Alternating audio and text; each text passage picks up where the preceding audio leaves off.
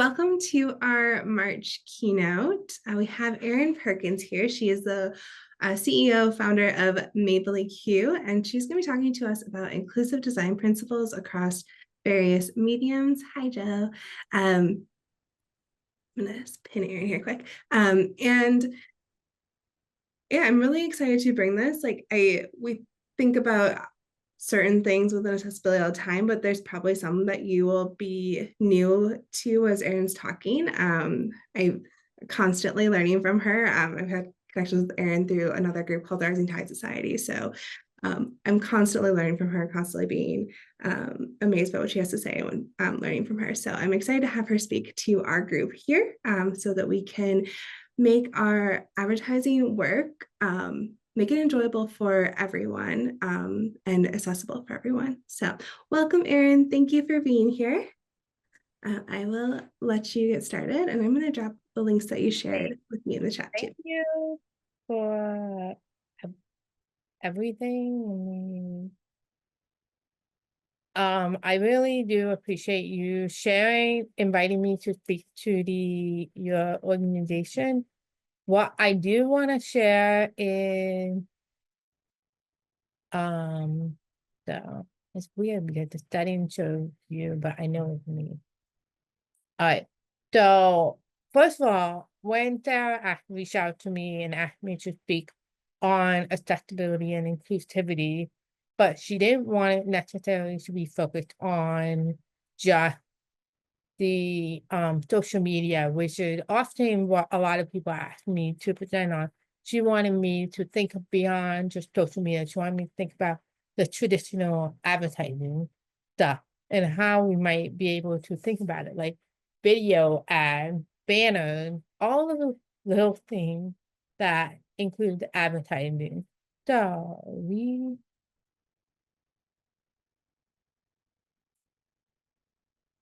So what this feels like a long list of things we're gonna cover. So we're gonna try to cover it in like the next hour. So I'm gonna introduce myself. I'm gonna share my framework, and then I'm gonna talk about why it's really important to design for all and not just the majority, and why it mattered in marketing and media. Then we dive into video and TV, billboards and outdoor advertising, audio content inclusive, and digital advertising. So we want to think about all these little things. And finally, I'll share some common mistakes to avoid. So I am Erin Perkins, and I am deafblind. You might not be able to tell just by looking at me because I have about 40-degree vision, peripheral vision.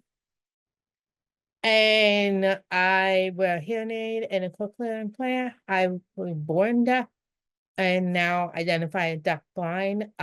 My parents actually put me in speech therapy, even though there are still words and stuff that I cannot pronounce.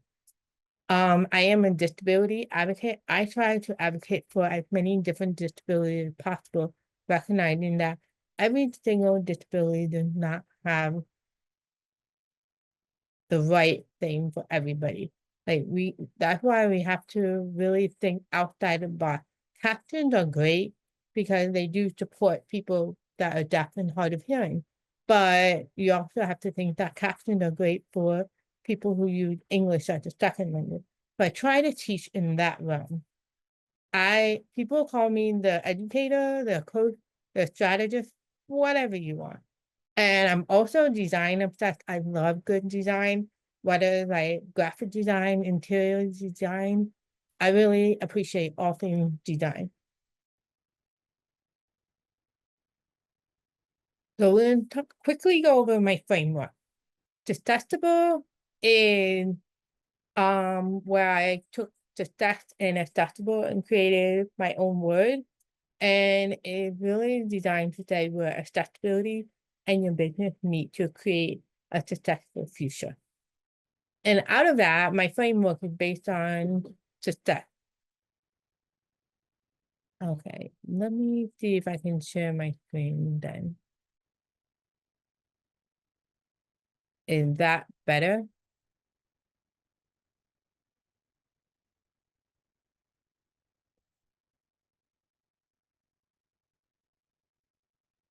All right, no problem. Glad you called it out. We're experimenting here with this new app that I'm using so that I can be part of the slide rather than a tiny little window. So success is really about seeking guidance and commit to accessibility in all aspects of your business. Many people think that accessibility means the physical aspect, curb cut, ramp, all that, and just website. I have to point out to you, you need to build accessibility into all aspects of your business. This includes events like this, online and in person. It also includes podcasts. If you are creating advertising for a podcast, how do you make sure that the deaf person is also getting that messaging as well? Also allows you to think about how you can really make sure your social media is accessible. Brand design is also one of the things that I think people miss the mark on because in general, they're not thinking about the colors or how they're designing to make sure that no matter what color combination you use, it's still accessible as well as fun. And then we also dive into website. Website needs to be accessible. And the challenge is a lot, like maybe 90% of websites are not accessible at all. And a lot of that had to do with color and alt text. Those are the two main things that people miss the mark on. And finally, we talk about email marketing. You have to make sure your email is accessible to your audience, no matter what you do.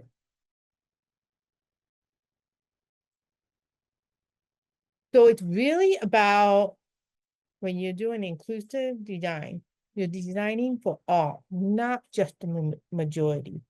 Inclusive design removes barriers and ensures content is usable by the widest range of people, regardless of ability, age, language, or technology.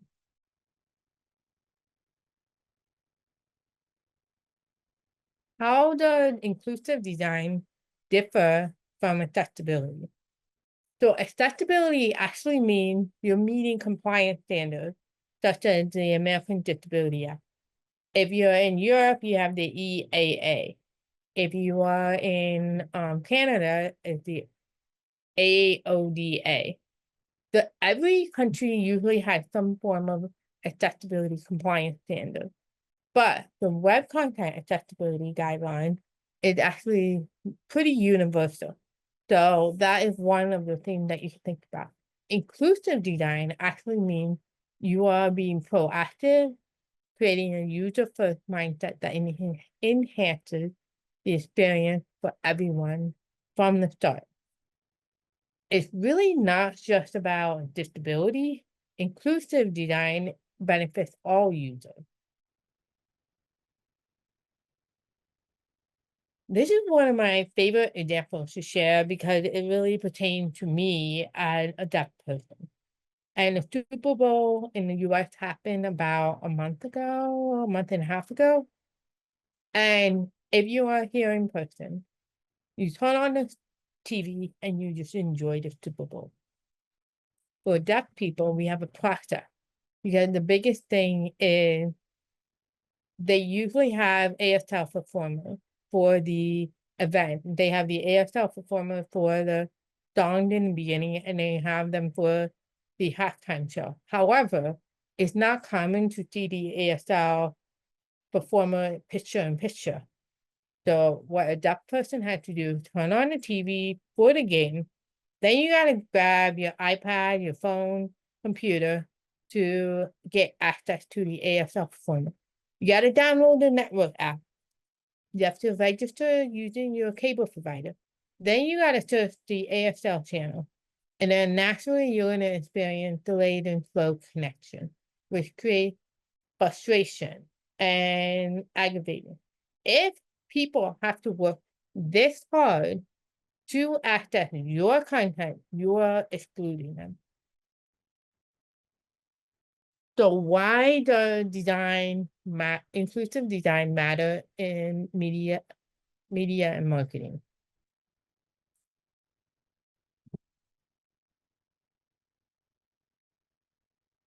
So inclusion actually expands your audience and impact. 15% of the world's population had a disability. If you think about it, 15%, that is the world's largest minority. And yet people with disability tend to be excluded.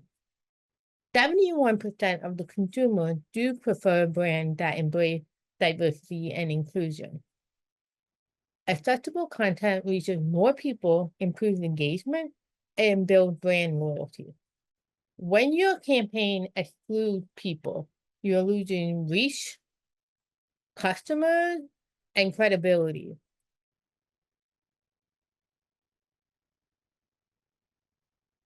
If you do have questions, feel free to drop them in the chat so then I can let you know what's happening.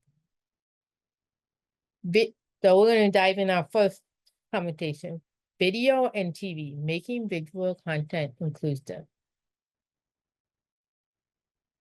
Beyond the visual, how do you create inclusive video and TV ads? Number one, captions and transcripts are a good thing. They are required for the deaf and hard of hearing users, but also benefit non-native speakers and anybody who's on the run and go. Then audio description, they narrate the important visual detail for the blind and low vision viewers. It's actually kind of helpful for me in a sense because I often watch TV without any sound on. So having that audio description sometimes also helps me in a sense. Here's what you do want to do. You want to avoid flashing effects and fast edit. They make the trigger seizures or make content overwhelming for a neurodivergent user. The other thing is diverse representation. Include different ability, race, age, body type in any commercial and video. So I tried to find an example, but apparently this is very hard to find like a good example. Like one example, this happens all the time. If it's an advertisement for a bank, if it's an advertisement for medicine or prescription, and so it's just like tricky because how many people watch TV on your big screen and you're actually watching it live? A lot more people are watching advertisements on through the streaming ad and platform. Those I find are commonly never captioned. I'll watch a commercial for a bank and I only see happy families in the field having a picnic. Deaf people also use banks as well, but I literally have no clue what is happening in a commercial or why it is relevant because the only thing I see is people sitting down and having a picnic. Then at the end of the ad, I only see the bank logo, but I have no idea what that bank messaging is. So it's very tricky. I encourage you to turn on the caption on your TV or streaming app. I use Netflix. I always have the caption on. Most of the captions in their ads are never captioned. To me, it means you don't care about me. You don't care about the deaf population. But I will say there has been a study that revealed 83% of global ads lack caption or accessibility features. This oversight excludes a huge portion of the audience.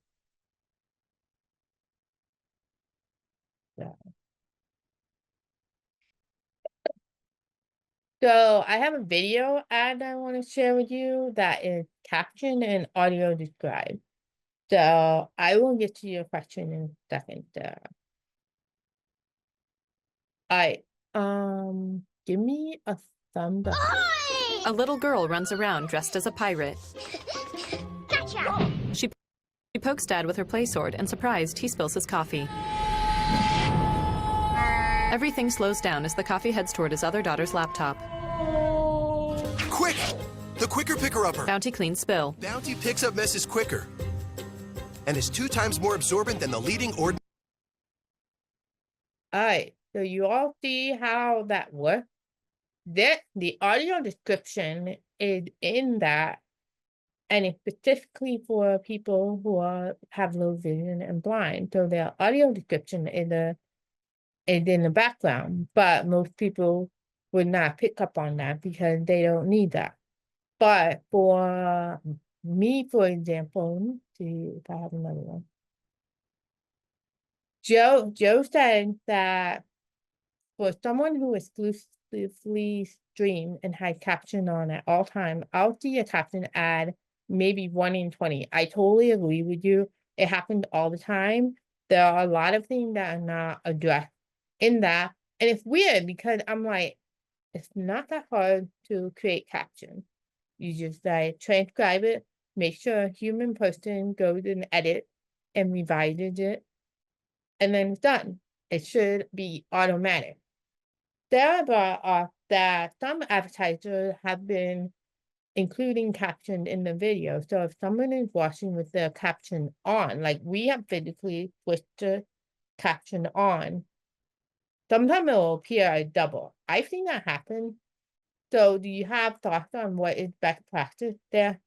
Overall, I think that the best way to go about it is to what the company is doing, and they're like embedding the caption in so that people don't need to turn on caption. To me, I would just make sure I upload the SRT file, which is the caption file, and then the person who needs caption is watching it, they automatically get it. So that way it's not overlapping one another.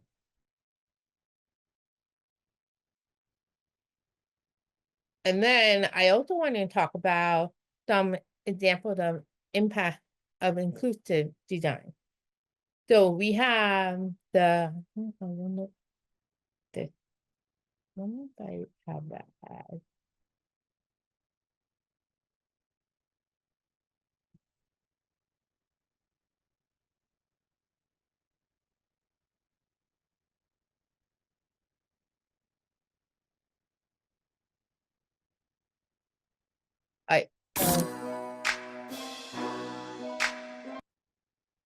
I'm gonna skip over to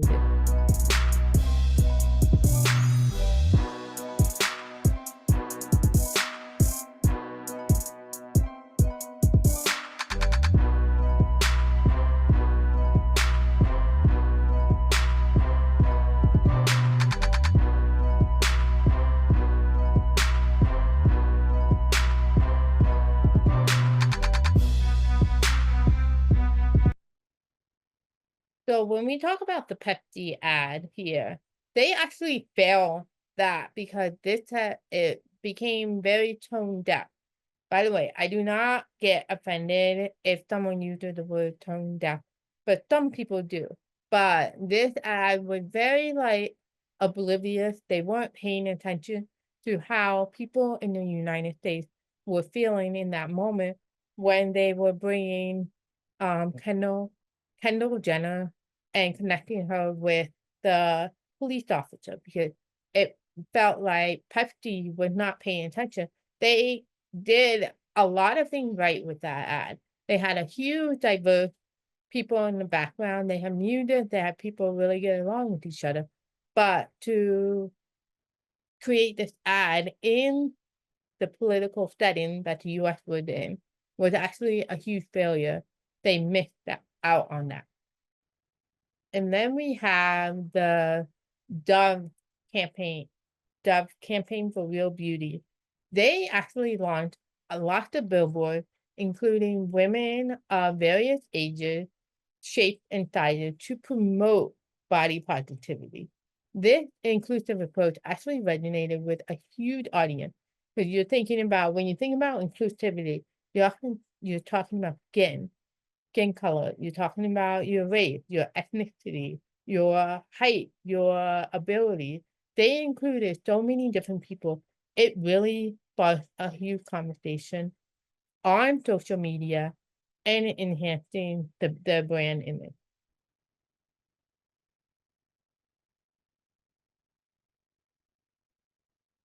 Now, here's another example that I'm going to show you. Always created a hashtag like a girl campaign. And this one of the things about this was actually great. I'll share it with you.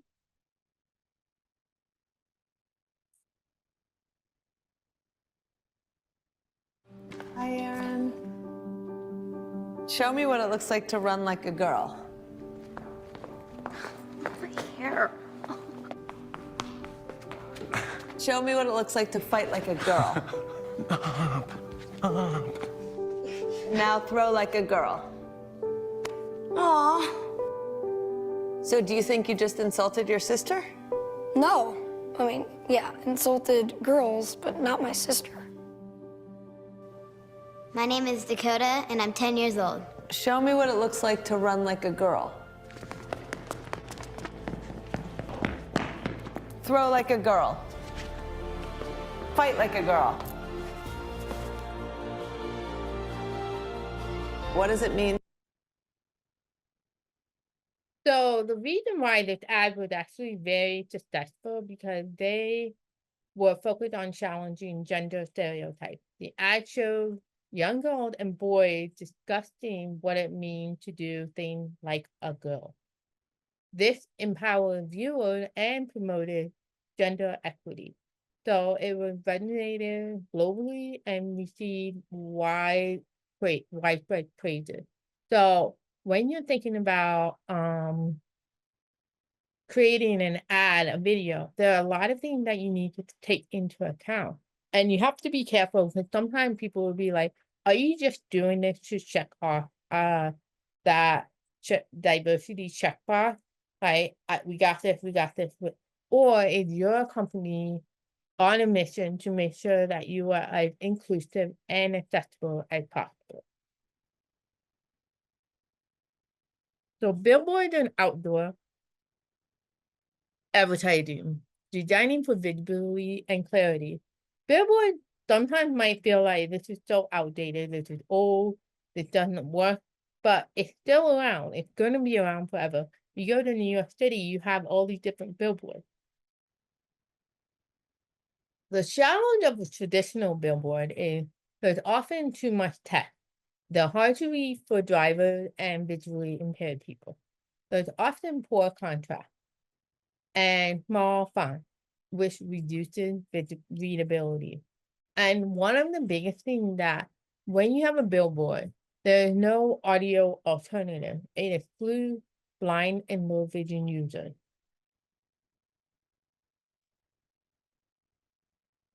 So what are some best practices?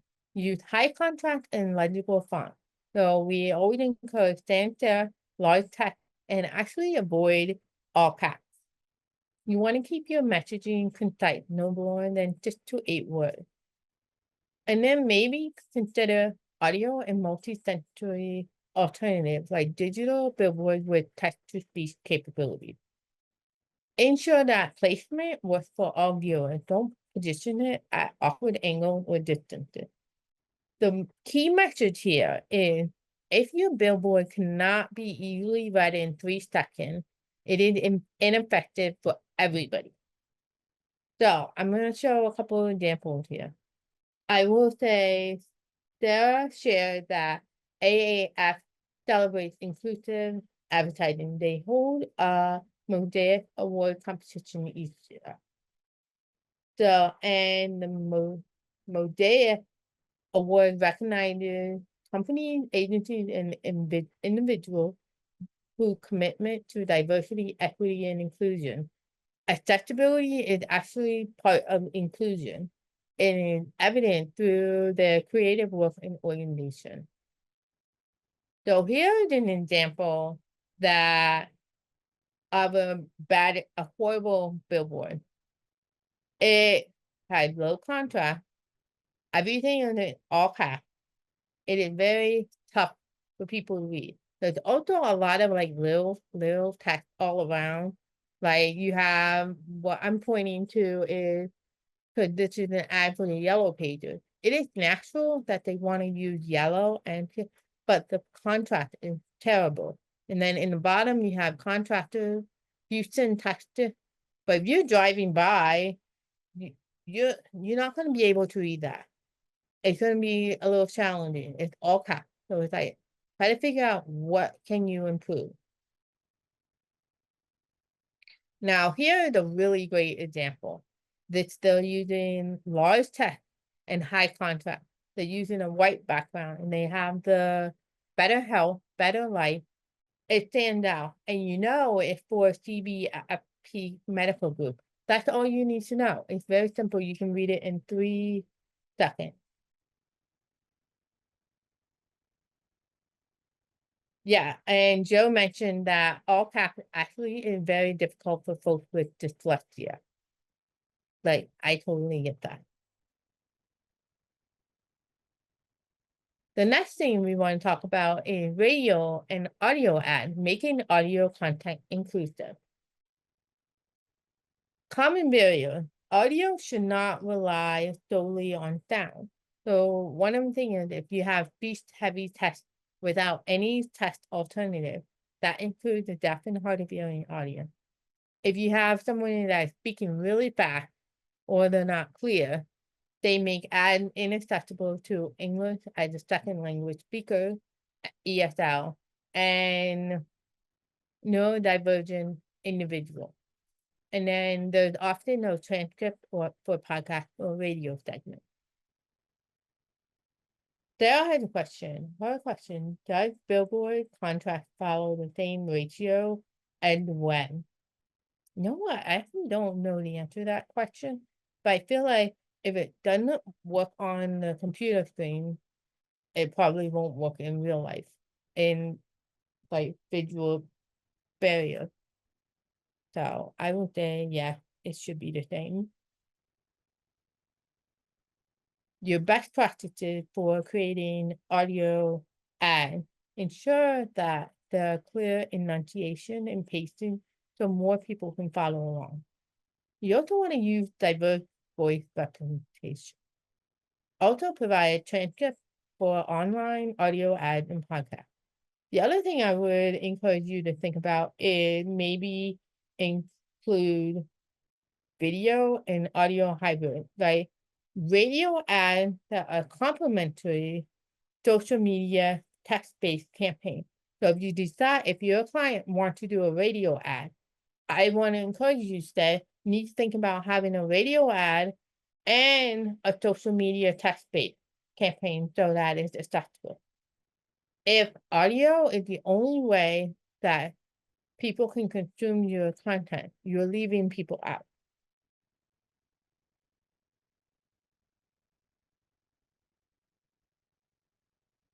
Joe said for the billboard, he said you should aim for a higher contrast than web to account for billboard distance from the road, weather conditions, and all of that. That makes total sense. So radio ad with complementary social media text-based campaign. If it's audio only, radio that rely on audio without providing any text alternative, you're gonna leave people out. That is limiting that campaign inclusivity. But a really good example is if you have a radio ad paired with social media transcript, simultaneously sharing transcript or key messages on both the radio and social media platform. This makes sure that people who are deaf or hard of hearing or have audio processing disorder, they are able to access that content, which makes that reach of that campaign a lot more wider. Digital advertising, ensuring online ads are inclusive. This happens all the time. I see this in digital ad all the time on the computer. You have to think about how everyone is viewing your ad. If they're viewing it on your phone, they're viewing it on an iPad, they're viewing it on their desktop.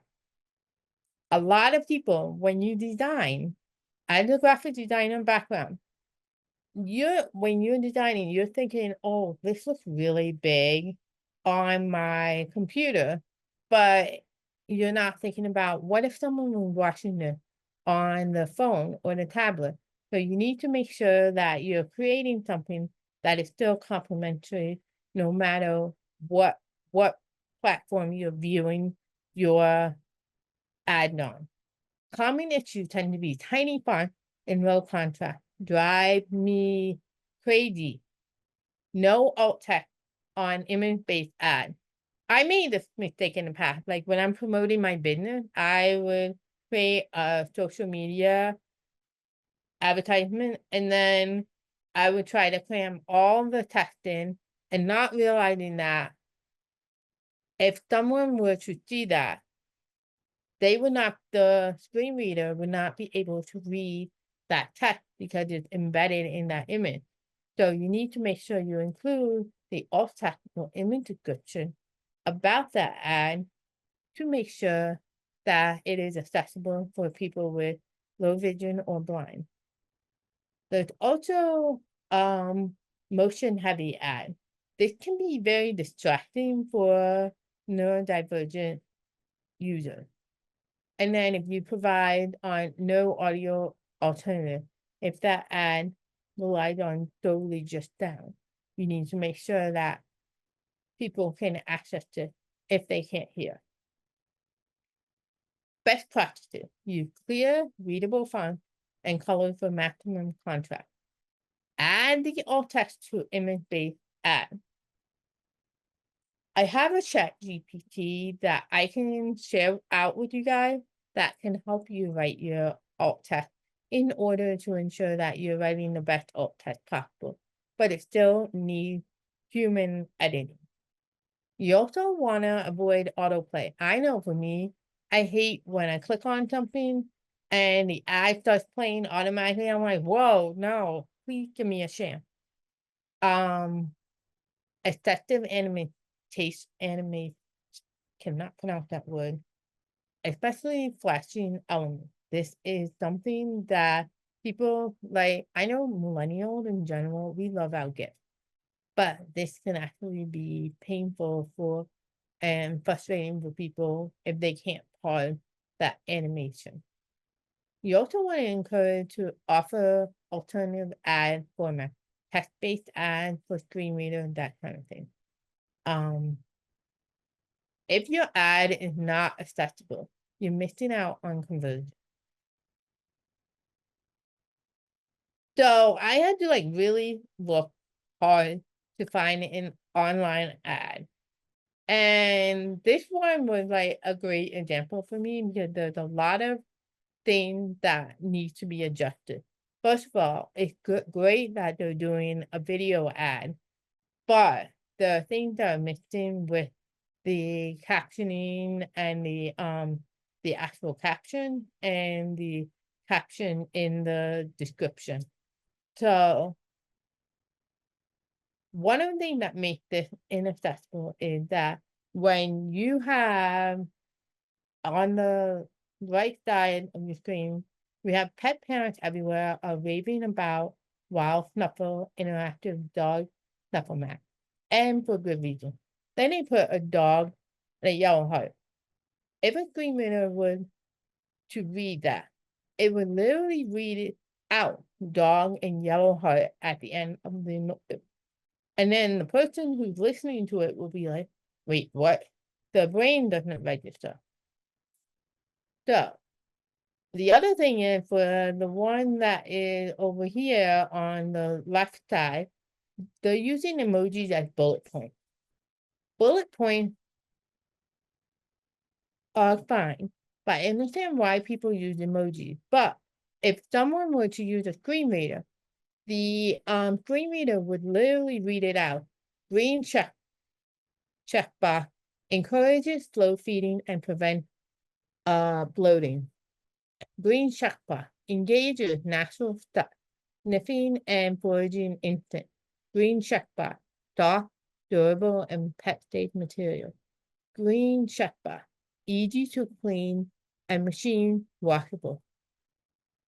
just by you listening right now, how did that feel for you? You're hearing the repetition of each one of those emojis. So that's how alt text, how the screen reader will read it. So, and it's very likely that they do not have alt text applied to the video itself. So that's something that you want to think about when you are creating a website ad. I have one example that I want to share with you. How you can create a accessible digital ad. And let me switch over to the reel. All right. Random cards from this deck and then show you how to make a great brand color palette that uses those colors. Okay, this is really going to be random. So I'm going to pick this one and this one. I hope they're good. Ooh, they're dark. Okay, so we have Ember, which is like a deep, rich, chocolatey brown, and Reed, which is like a deep olive green. Okay. All right. So one of the things that she did really, I'm a fan of Sam. She is the founder of Color Palette Studio. And one of the things that she did was include actual description. She included captions. She had her captions built right on. And the best part is the captions are not at the bottom of the screen, which usually if you were to put caption, a lot of people tend to put the caption where I'm circling at the bottom. That often gets overlapped with the Instagram reel caption. I know it's very confusing, but so she moved the caption up so that in away and it had the block. So she's choosing to use white block with black text. And it highlights as you speak. I don't personally like when it's highlighting the word and that person speaks, but that's because I'm a traditionalist. I love just regular standard captions. Don't tell me what word is being spoken. I don't care. But with the other thing that she did really well was when she pulled the color swatches out, she actually mentioned and described what color swatch looks like. So she's saying it was like olive green, and then it really allowed for her to, for the person who's blind who might be listening to this, and they can't see the color swatches, but she's giving them enough of a description so that they can envision the color in their head.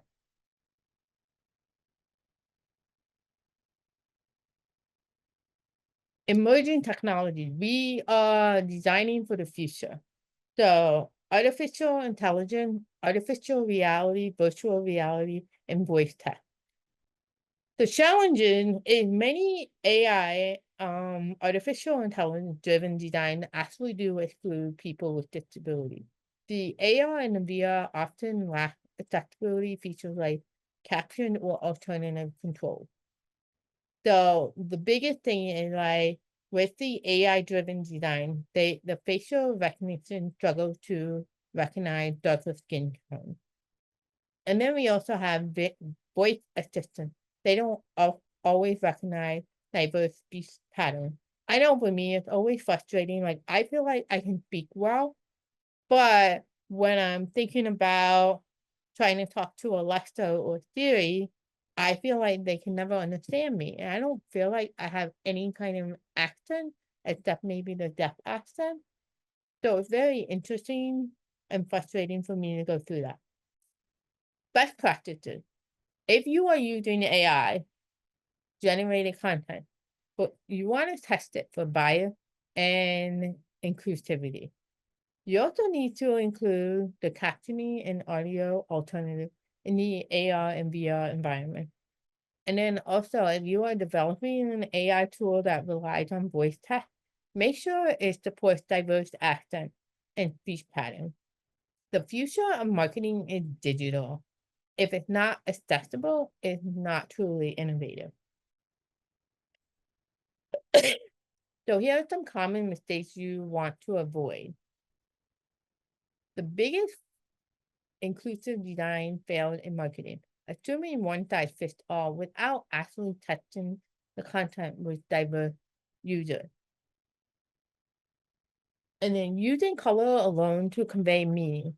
Colorblind people, it is more common in men than women, but I think it's like 1 in 10 men and 1 in 200 women have color blindness. If you are relying solely on colors to convey your message, you've lost a huge chunk of your audience. Not checking for readability and legibility. Small text, fancy font, bad contrast. You gotta check all of these. Ignoring alternative content format. You have no caption, no transcript, no alt text. Like those are the biggest fails in these marketing. Every audience is diverse. Your design should reflect that. So here's my call to action for you. How do you make inclusion a standard, not an afterthought? I want you to think about these following steps. Review your marketing campaign. Are they accessible across all mediums? If you are working to create a marketing, you have to think about, all right, so we have a video, we have a billboard, and we have, say you're using radio. How do you make sure that every single one of these are accessible? You want to make sure you're hitting it with caption. You're looking at the diversity of people. You're looking at all of those things. You always want to start with an inclusive design in mind. Don't retrofit later. This happens all the time. I have a really good example for you. You also want to test with real users from diverse backgrounds. So one of the things that I went the other day, I was having a conversation with someone, and he's like, well, I don't have disabled people visit my website. I'm like, well, how do you know that? You can't possibly know that. A lot of people don't reveal that they have a disability. If your website not accessible, they probably will just leave it because they're tired of constantly asking for support. So it's like him assuming, and then I was trying to point out to him, it's not just your website, it also could be people that your company work with. Like if you and I were to work together, I have a disability that you would need to work with me to ensure that I can work with your company. So that's always fun to educate people on. What I do have for you is if you want to make your marketing and design more inclusive and accessible, you can scan this QR code and it has practical strategy to ensure that your campaign reaches and engages with every audience. Once you scan it or type in the link, you'll get it right in your inbox. Now, one of the biggest things I like to end the presentation with is progress, not perfection. Because one of the things that people start getting overwhelmed is they feel like, oh my God, I gotta go back and fix everything. I'm telling you, start from where you're at right now.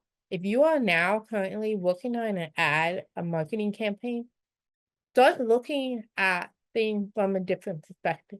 Start looking at, all right, have we covered all the are we going to be accessible across all your media? Think about that. I don't want you to go back and fix all the other marketing campaigns.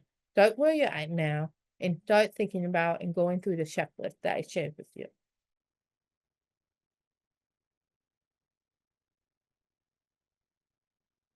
All right, let me switch my video over. All right, so that is all I have for today, but you have the checklist. It's free for you. But I want to hear if you guys have questions. All right, okay. Alice has a great I was question. on mute. Sorry. I just say thank you, Erin, for all of that. Leah raised her hand, but before we get that, Alice asked a question in the chat.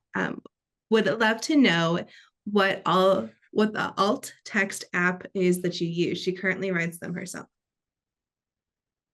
I'm grabbing that link right now. Because I want to encourage you to work smarter. And so when I found this alt test, I was like, yes, this is amazing. It's called Chino alt test. And I dropped it in the link and it's through ChatGPT. It is helpful, but I also want to encourage you to make sure that you think about, don't just let AI do it. Everything still needs a human touch to it. And that's like what's really important. Make sure it has a human touch. Use it as a tool, but add your touch to that alt text. And please don't keyword stuff. All right, we'll go to Leah. Leah, do you want to come off mute and ask your question? Yeah, thank you so much for your presentation today. Had a question about the audio description and your experience with that. I had read an article in the past that talked about how specifically in films, some people had felt that the description was too flat or didn't convey emotion and connection to the film.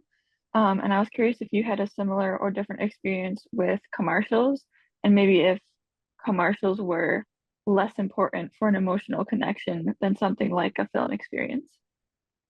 So one thing I can't because audio description is exactly that. It's audio description. So I don't actually use that, but I have seen how it works, and it's a really tricky fine line when it comes to creating audio description, because you also don't want to overwhelm that person who is using the audio description.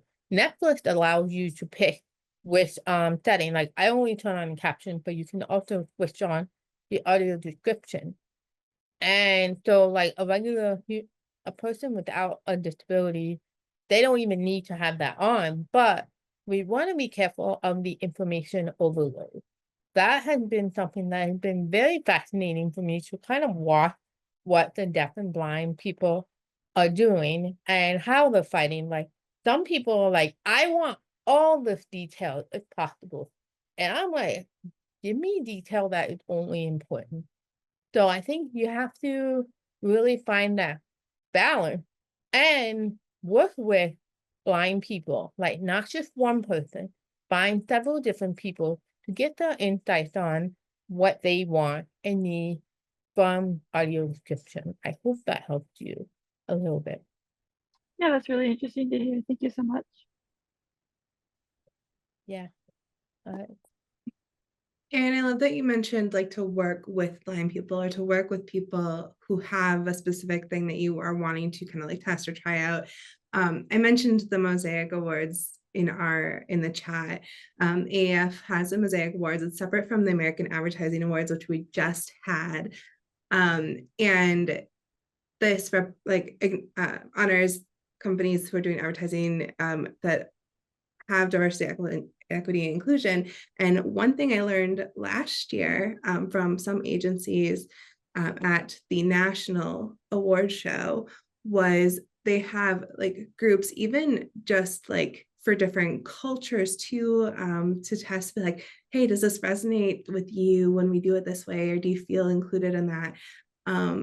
So it was really kind of thinking about grabbing those groups and including them in that is great.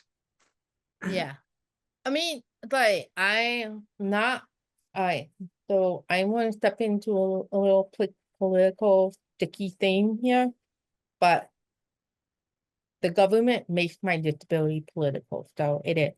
Target has always been one of those companies that have been very inclusive, and to see them actually take away their DEI policy, it feels very painful for a lot of people, because people are like, I don't understand why we're giving them so much shit about canceling their DEI policy.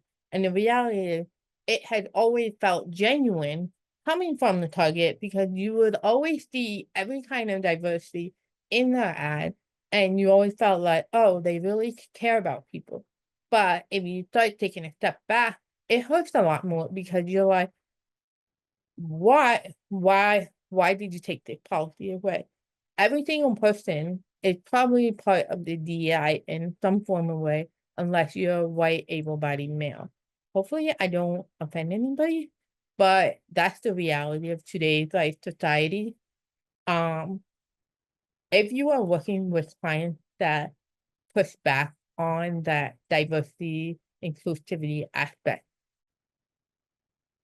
push back to them. Ask them why they're not doing it. Ask them why do they not care if they want to include. Then it will also help you really decide if those are the kind of like clients you want as well.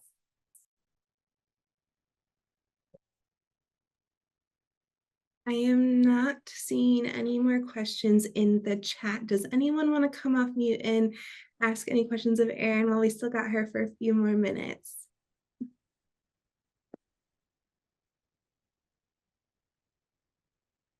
Pop in real quick. I absolutely 100% love that you guys put together this presentation. It's as someone with a disability myself and my spouse as well, it's this fight for like an equal and universal experience is so difficult. So it's really nice to have, people speak out and it's I don't know, just letting you know I really appreciate it. So, no questions, but yeah. I appreciate your comment. It can feel, I know for a lot of organization, it might feel like how many things do we have to check off about? And sometimes it really is just check off the box, just to like keep you in check. And there's nothing wrong with that. But also be authentic to what that company is, how if it's okay if they're like focused on a niche market, then you're not going to please everyone everywhere at the same time. But if you're a brick and mortar company, you need to think about accessibility in a lot of different ways beyond just the ramp or the entering the room for a person who is in a wheelchair. Can they sit at any table and feel welcome and included? One of the things that I've noticed every time I go to a restaurant, my frustration is always the bathroom. To get to the bathroom, it's hard for me to see. Like the bathroom hallways tend to be dark. It's little things like that. But then, like, so I want to encourage all of you to, when you're looking at advertisements, start picking them apart. Like if it's a banner, like what could they have done to improve that? What could they have done to, like, if in the font, in the cutting down the words, making it more poppy? If it's a video ad, like who are the people in that ad? Are you covering all the diversity? One of my favorite ads that just came out this week is like the the one that we said we want a seat at the table. And that was pointing out to all the different people with disabilities. It's like we want a seat at the table. We don't want you to assume this is what we need. And that was like a really cool ad. I want to see if I can find it actually.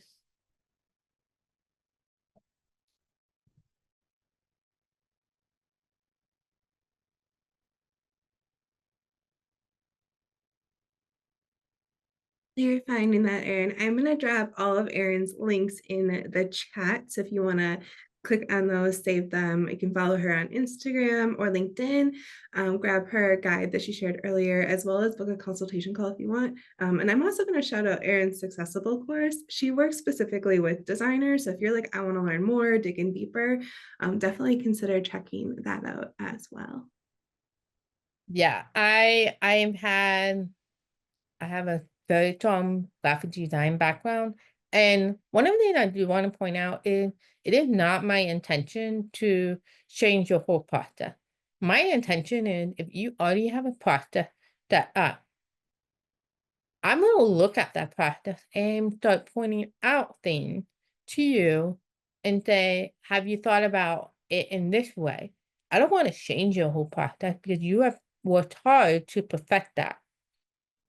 But there are probably gaps and holes where we're like, oh, we need to like add a little bit. Like, can you add this thing to that? So that's how I want you to think about, I'm not here to destroy everything you created. I'm here to give you more of a unique insight of what the ad looks like. So you can grab your freebie, you can reach out to me for a consultation call.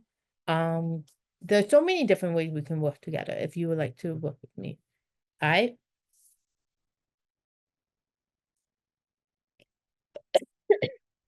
Can't find that ad. Of course.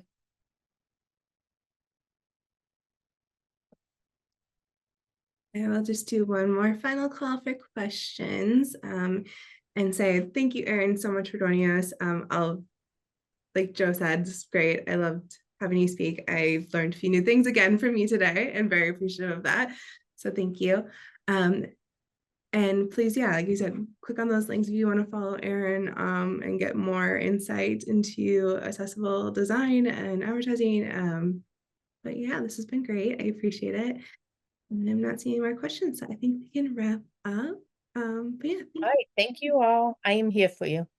All right. Thanks again. Appreciate it.